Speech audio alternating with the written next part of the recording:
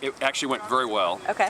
I came away with the understanding that this general, who leads the delegation of Army officials here to Fort Riley in Junction City, understands how much Kansans value and appreciate the fort and the soldiers and families who serve here. It was clear to me that he sees the tremendous amount of investment that has occurred at Fort Riley in housing, education, and hospital care. And it would be a very challenging, let me say it differently, it would be very difficult to walk away from that investment. And also just the important role that this fort plays in the defending of our country. Gotcha. So it's a message that we're trying to make sure that the Army understands. From my perspective, I will do everything I can. I didn't vote for sequestration to begin with. That process of across-the-board cuts is part of the culprit here in why the Army is looking at downsizing from 470,000 soldiers to 450 or 420. That's why installations are being considered.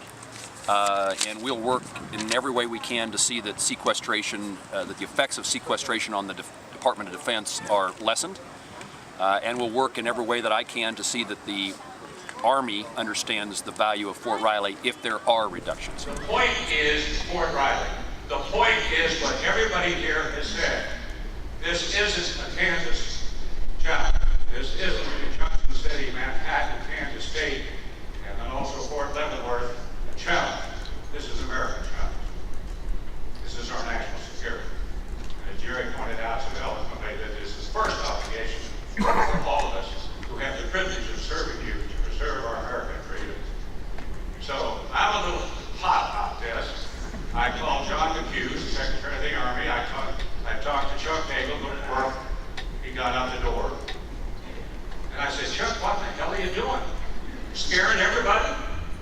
Why are you sending out wonderful generals here to really say, well, here we have a problem here, we're going to roll out, act, and we're scaring people.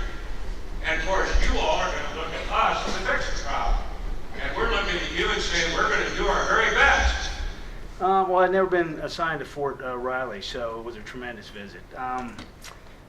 I got a lot of texture on the capabilities and what Fort Riley can do. You know, one of the Chief of Staff of the Army's priorities is building readiness and developing leaders, and clearly do that at Fort Riley. So we learned a lot.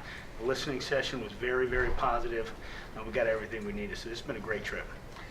What I like to say is every community is unique. I don't like to compare one against the other because they're all different. I can say that this one was very positive. You can sense the bond between the community and the installation, the community and their soldiers. And I like what the one lady said, we are one family, and that really came through loud and clear.